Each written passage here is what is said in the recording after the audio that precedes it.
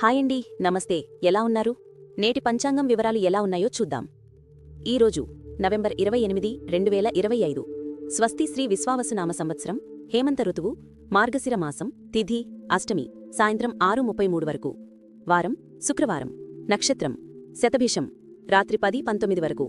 వర్జం రాత్రి 4:35 నుంచి 6:10 వరకు. దుర్ముహూర్తం ఉదయం 8:28 నుంచి 9:13 వరకు. అమృతకాలం సాయంత్రం 3:08 నుంచి 4:44 వరకు.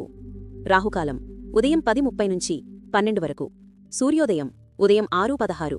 సూర్యాస్తమయం సాయంత్రం 5:20.